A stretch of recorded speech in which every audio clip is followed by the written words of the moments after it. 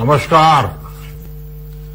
জাতির পিতা বঙ্গবন্ধু শেখ মুজিবুর রহমানের 100 জন্ম জয়ন্তীর ये महान उपलक्ष्य समग्र बांग्लादेश के আপনাদের 130 কোটি ভারতীয় ভাই বন্ধু এর পক্ষ থেকে অনেক অনেক অভিনন্দন এবং शुभकामना। साथियों,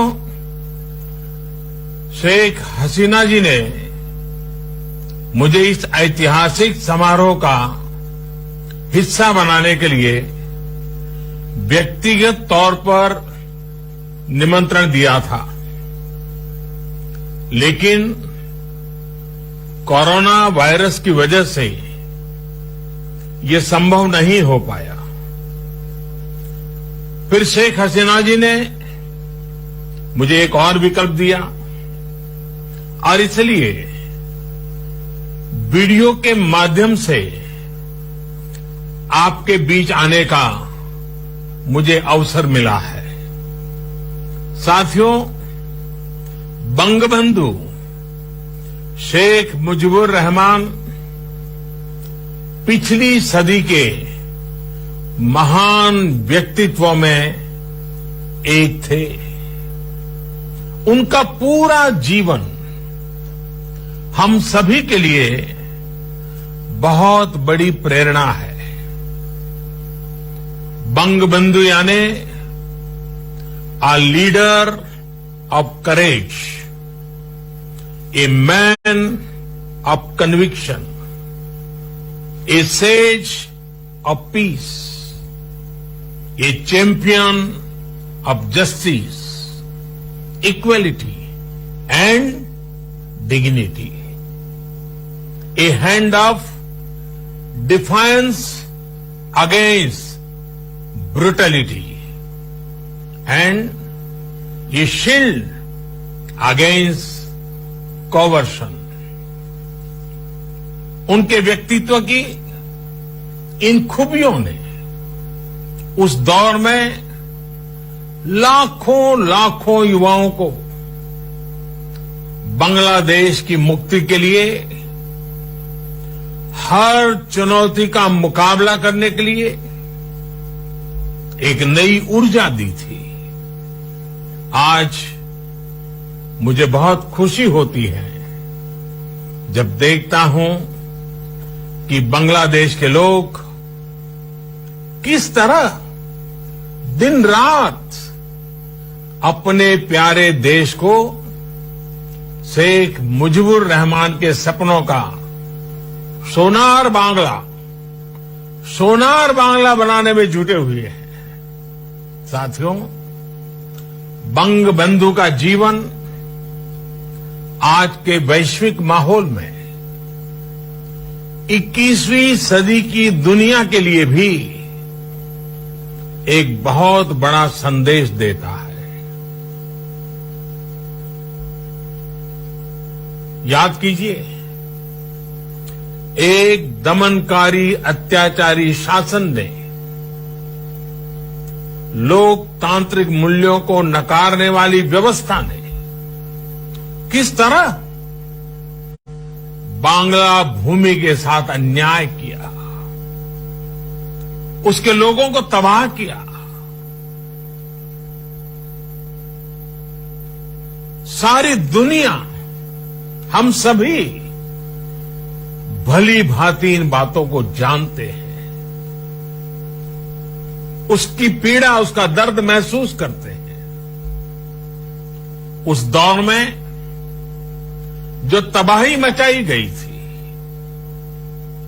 जो जेनोसाइड हुआ, उससे बांग्लादेश को बाहर निकालने के लिए एक पॉजिटिव और प्रोग्रेसिव सोसाइटी के निर्माण के लिए उन्होंने अपना पल पल समर्पित कर दिया था।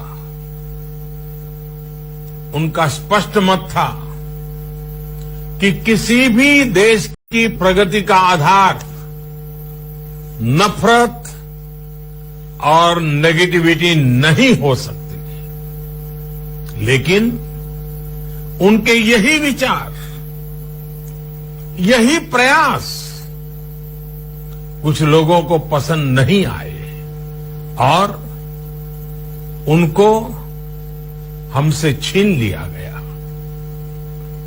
ये बांग्लादेश और हम सभी का सौभाग्य ही था कि प्रधानमंत्री शेख हसीना जी और शेख रहाना जी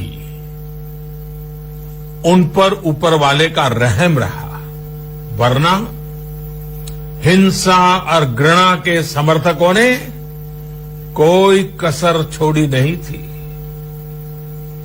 आतंक और हिंसा को राजनीति और कूटनीति का हथियार बनाना कैसे पूरे समाज को, पूरे देश को तबाह कर देता है, ये हम भली भांति देख रहे हैं। आतंक और हिंसा के वो समर्थक आज कहां है, किस हाल में है, और दूसरी तरफ ये हमारा बांग्लादेश किस ऊंचाई पर पहुंच रहा है, ये भी दुनिया देख रही है।